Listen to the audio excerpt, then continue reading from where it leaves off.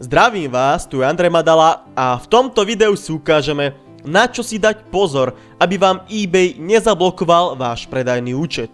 Všetko má svoje pravidlá, aj predávanie na eBay. Dodržovanie týchto pravidiel je nutnou podmienkou pre hladký a bezproblémový predaj. V opačnom prípade riskujete dokonca aj trvalé zablokovanie účtu. Častokrát sme pri predaji svedkami rôznych špekulácií, podvodov či hádok. Niektoré situácie vedú k vážnym problémom a v niektorých prípadoch dokonca k súdu. Spísal som niekoľko hlavných vecí, ktoré neodporúčam robiť, ak nechcete mať zbytočné problémy.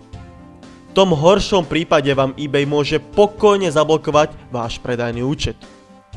Musíte pochopiť, že predávate na ich stránke a oni si určujú pravidlá. V niektorých prípadoch sa stane, že vás eBay kontaktuje, že porušujete nejaké pravidlo a upozorní vás, aby ste to už nerobili.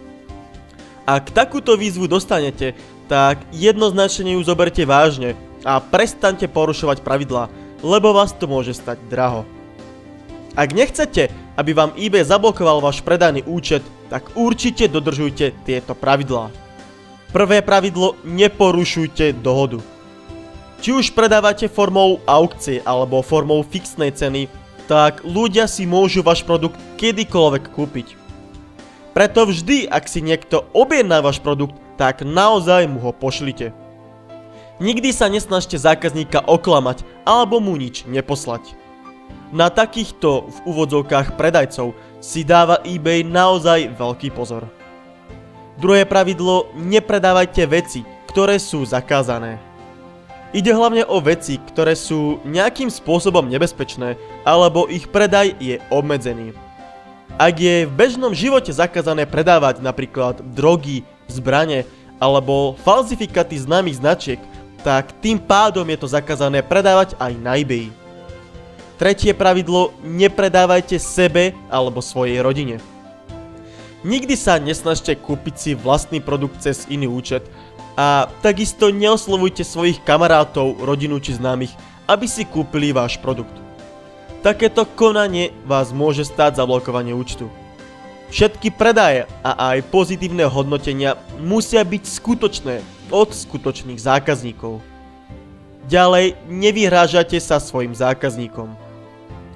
Každá správa, ktorú pošlete zákazníkom cez eBay, je kontrolovaná. V žiadnom prípade zákazníkom nenadávajte, nevyhrážate sa im a ani ich žiadno neobťažujte. Takéto konanie je trestné aj v bežnom živote a teda logicky nie je dovolené ani na eBay.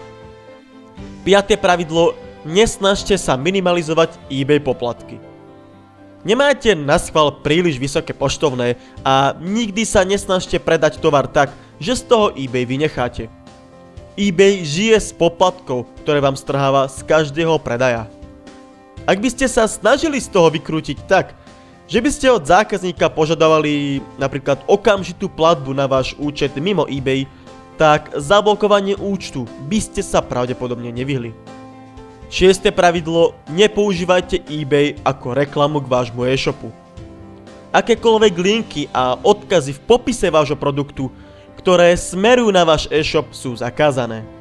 Nerobte si vďaka eBayu reklamu. eBay očakáva, že samotný predaj prebehne na ich stránke a nie niekde mimo, kde by ste nezaplatili poplatky. Siedme pravidlo: používajte platné kontaktné informácie.